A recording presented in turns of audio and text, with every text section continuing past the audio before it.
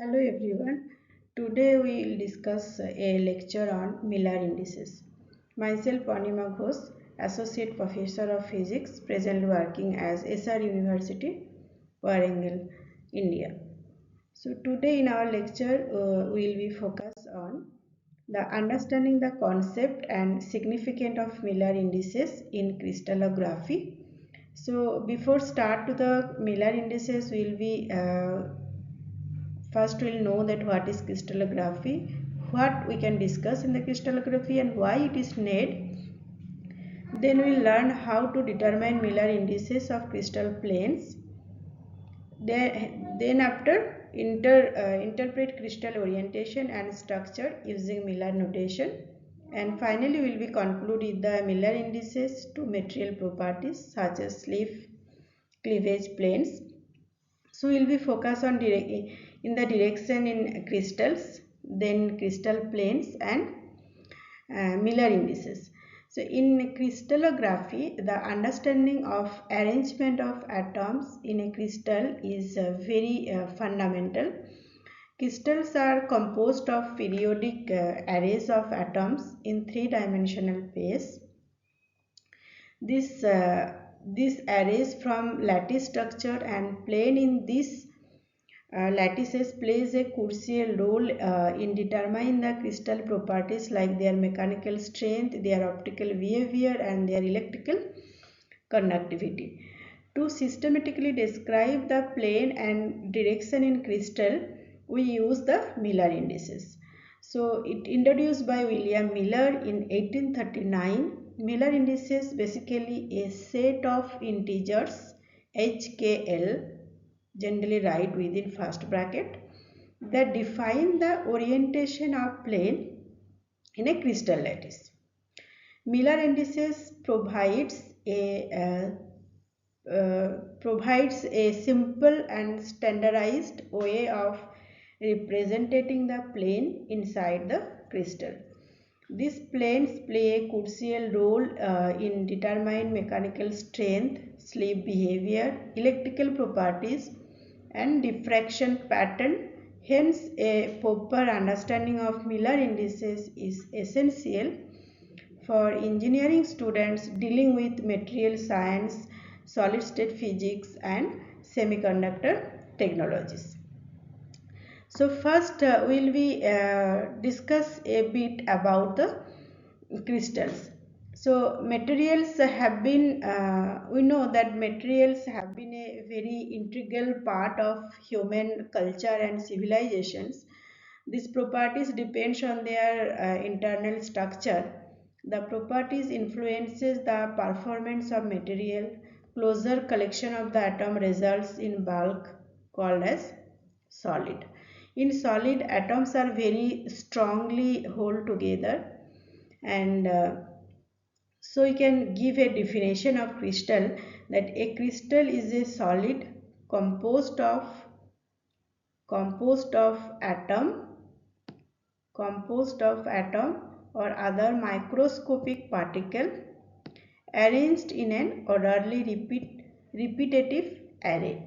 So closer the collection of the atom results in bulk material called as the solids. In solid the atoms are very strongly held together. So crystal physics or crystallography is basically a branch of physics that deals with the study of all possible types of crystals, geometrical concept of crystals and physical properties of crystalline solid. The study of crystal geometry helps us to understand the diverse behavior of the solid in their mechanical, metallurgical, electrical, magnetic and optical properties.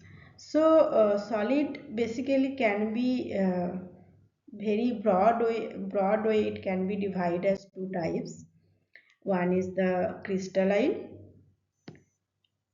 and other is the non-crystalline or so-called amorphous. So crystalline solid also can be divided as single crystal or polycrystalline. So crystalline solids are periodic arrangement of atom which is represented here this figure A and B, these two for crystalline solid. In diagram A, here we can see the all the atoms are in a very random arrangement, and in the solid all the atoms in a same arrangement. So these are called as single crystalline or single crystal we can say. And here we can see that inside the crystal there have different three kind of arrangement, means direction of the atomic arrangement is different. So this is called the polycrystallines. So crystallines will be either single crystalline or polycrystallines, and the atoms in where their arrangement is not periodic arrangement, they are in a very random way, those are called the non-crystallines. So from diagram C, this here you can see this is the non-crystalline or amorphous. So polycrystallines solids are arrangement of many small particles repeated by well defined boundary. So this polycrystalline material, these we can say as the, these are basically the boundaries, this and this. So crystalline, now we define as that crystalline and non-crystalline materials is existing, and in crystalline materials will have the single crystalline or polycrystalline. So now we will be discussing about the crystal planes in the solid. So a crystal consists of repeatedly arrangement of atoms forming planes that extend through the crystal structure. Different set of planes may cut through the crystal at different orientation. These planes influence several properties like deformation, fracture, atomic diffusion. For example, when a metal deforms, slipping occurs along specific atomic plane. Similarly, in semiconductor wafer manufacturing, materials are cut along particular planes for optimal electronic performance. Therefore, identifying and labeling planes precisely become necessary. So crystals exhibit properties that are depend on the directions in which they are measured and the direction of external stimuli such as electric field, magnetic field or mechanical stress acting on the crystal. Therefore, in the crystal analysis, it is essential to indicate certain direction inside the crystal structure. Let us consider, suppose that suppose we want to indicate uh, we want to indicate the, let us consider this diagram. So we indicate this OP. So it is a three-dimensional structure, three-dimensional coordinate x. This is x,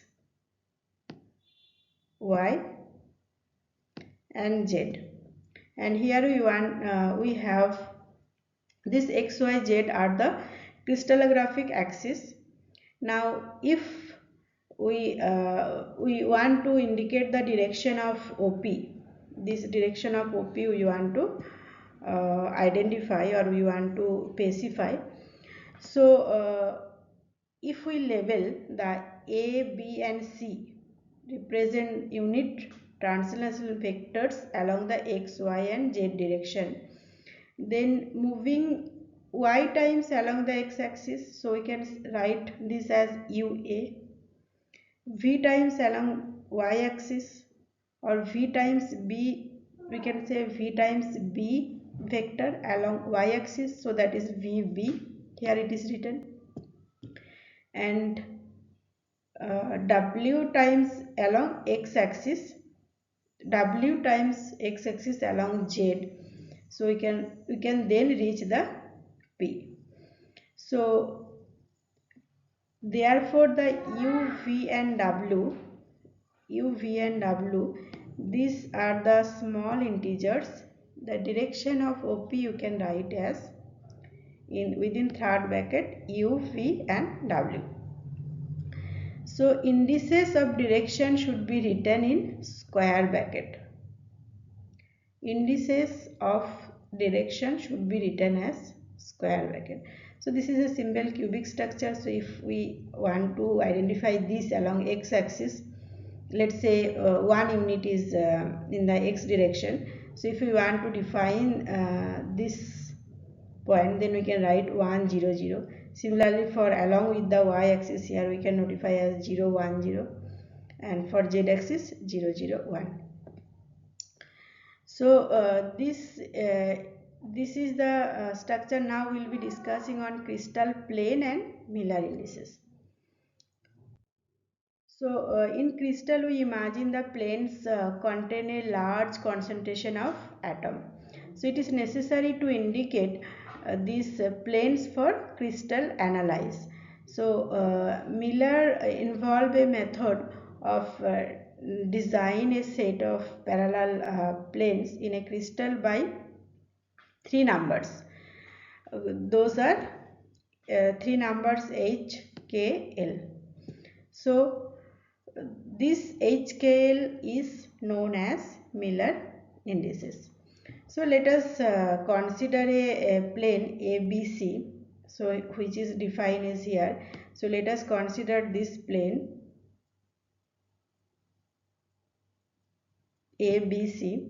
In plane ABC, and also consider that it has an intercept of 2 axial unit, that this intercepts is 2 axial unit along x-axis, 2 units along y-axis and 1 unit along z-axis. So our intercept value here will be 2 2 1, right? So now the Miller indices are obtained. So Miller indices we can obtain by converting the reciprocal. So now what will be the reciprocal of this 2 to 1 plane? We can find out the reciprocal of that 1 by 2, 1 by 2 and 1 by 1. So reciprocal will be basically 1 by 2,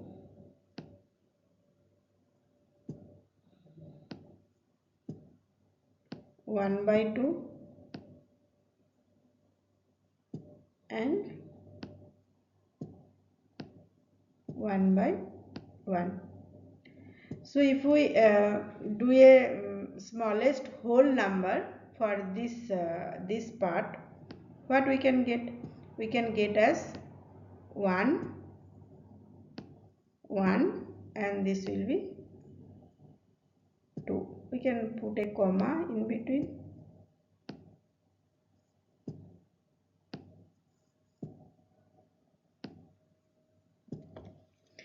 So we can write as this comma here, and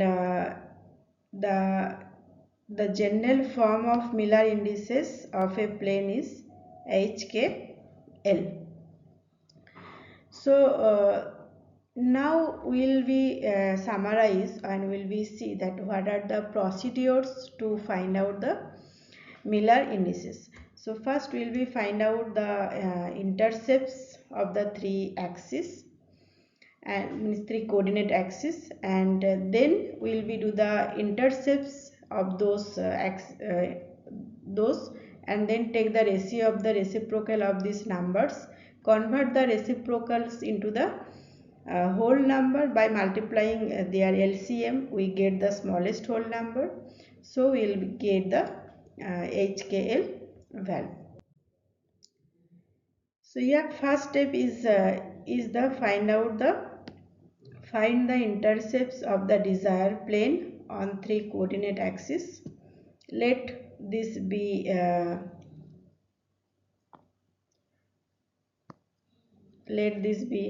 as PA, Q, let it be as PA. So this is for x coordinate value, and QB this is for y coordinate value, and RC this is for z coordinate value. So the coefficient of intercepts are noted separately P, Q and R. So what will be the ratio of the reciprocal of this number?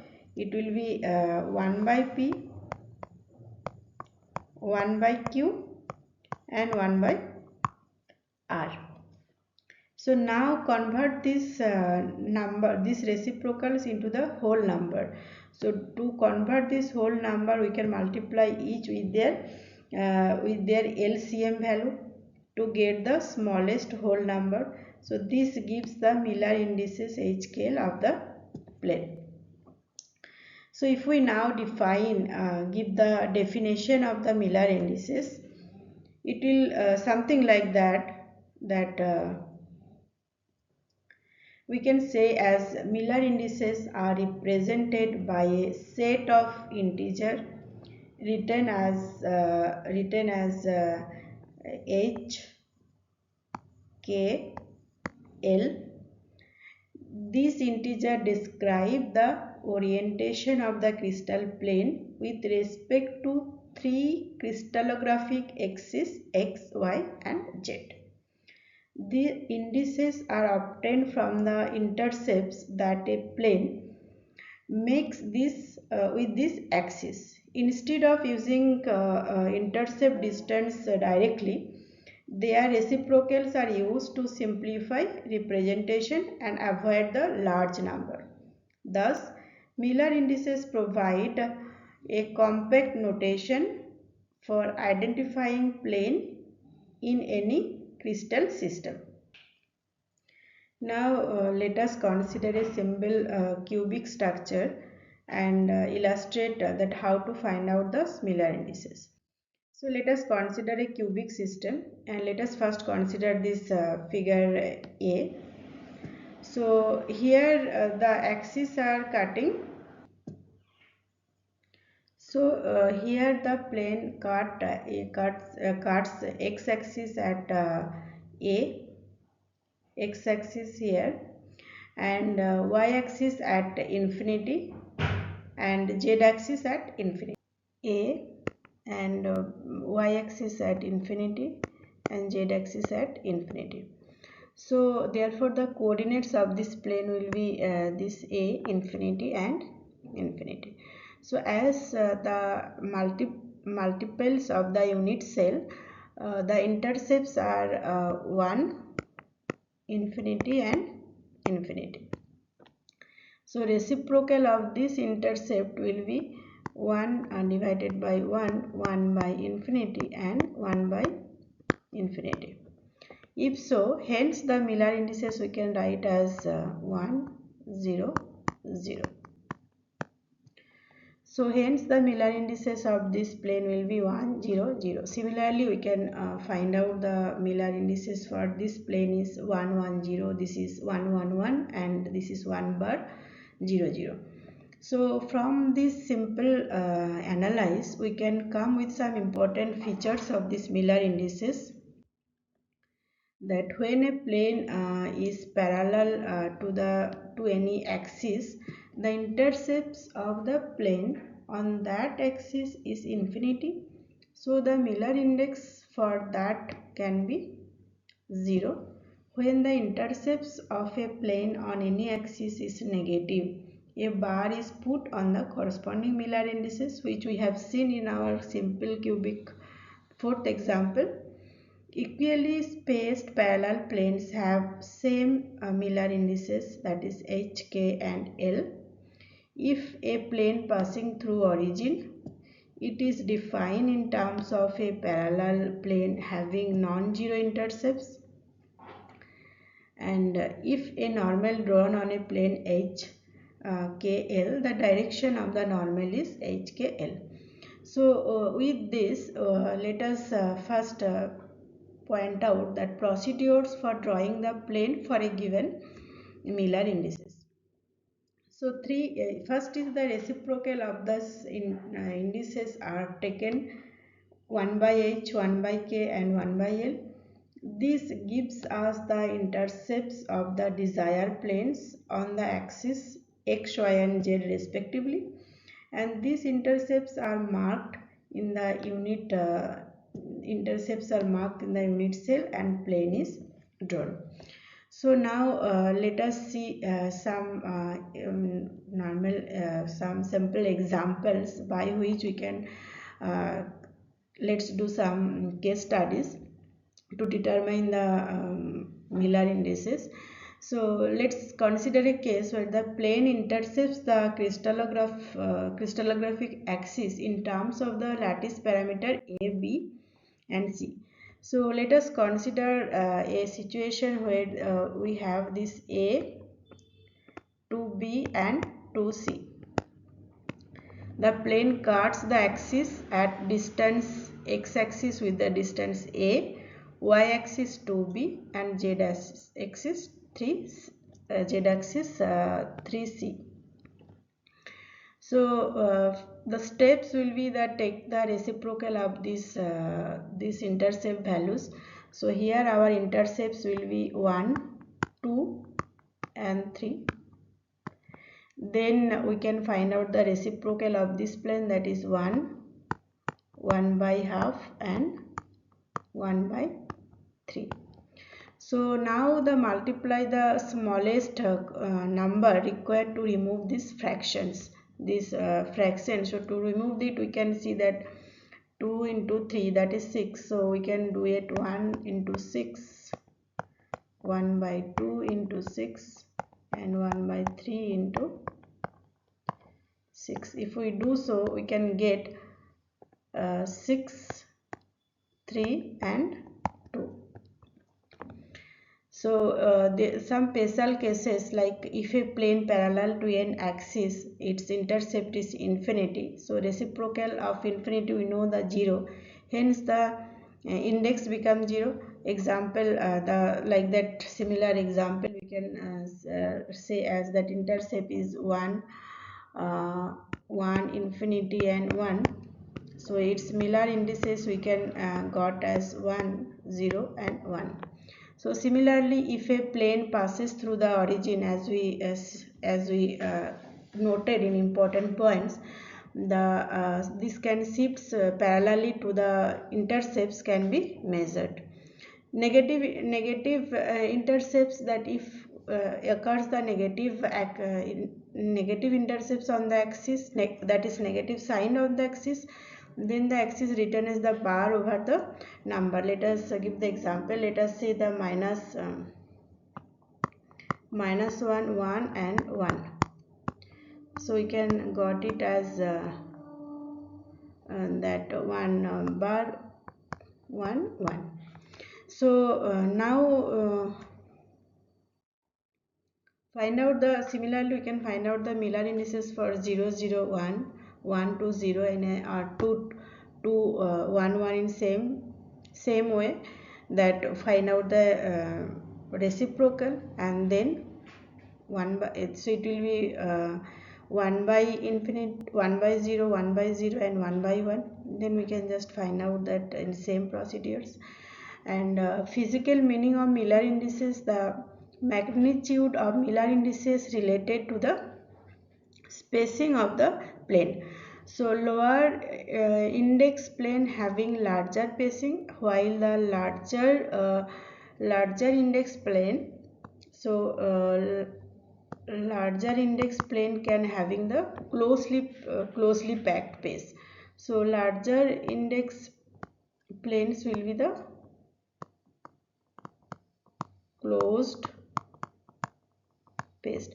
So plane with the low Miller indices are often more stable and commonly observed in the crystals. In metal, deformation tends along the closely packed planes that corresponds to low Miller index values. In X-ray diffraction analysis, often diffraction peak corresponds to refraction from specific Miller indices plane, allowing scientists to determine the crystal structure. So will we just see that what is the interplanar pacing. So interplanar pacings, basically the distance between two successive lattice plane is called the interplanar pacings. So we'll be showing an simple example, which is a cubic lattice constant A. So the interplanar pacings involves the axial length of the unit axis and the Miller indices. So A is the lattice parameter of, here we have considered for the cubic lattice. So DHKL is equal to A divided by root over h square plus k square by k square plus L square. So we can find out that what is the D is this. So it is basically, D is basically the successive to lattice plane.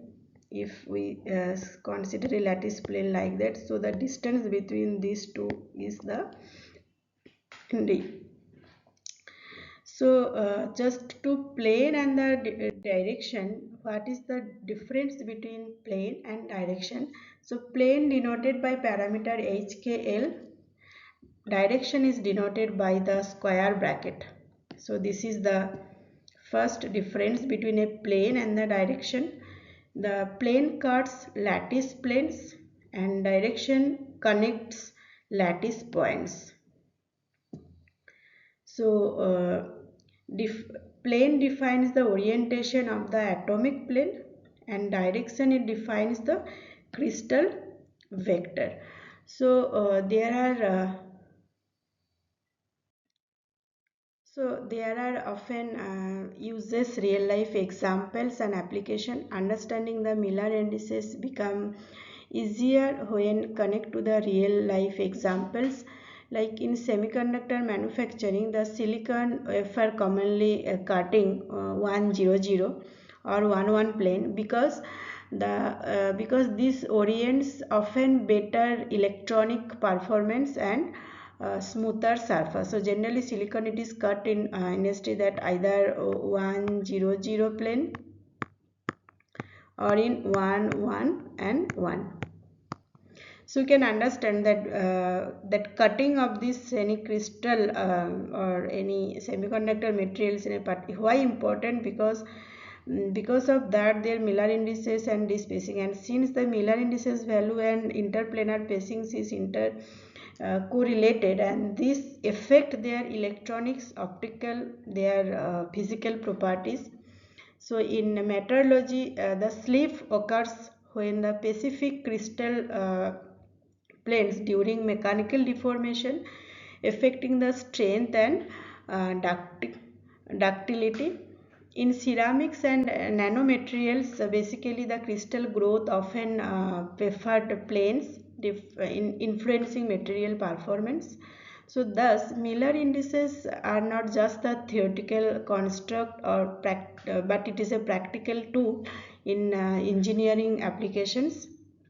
So uh, some caution for this finding this Miller indices is this: often do these common mistakes that like forget to take the reciprocal of the integrals, not cover the fractions into smaller integer, mixing direction in indicating the plane indices, and ignoring the negative axis negative intercepts notations, and incorrectly handle the plane parallel to the axis. So it is very important to choose the first define that location and then direction, and then find out the reciprocal, and from reciprocal to it is necessary to find out the smaller integer values. So the Miller indices very widely used in solid state physics, semiconductor engineering, material sciences, nanotechnology, X-ray diffraction analysis, meteorology and crystal growth studies. A strong understanding will help students to microscopic analyze analyze of the crystal behavior with the macroscopic materials. So if we summarize today's lecture, that Miller indices are a set of three integers used to denote the orientation of plane in a crystal.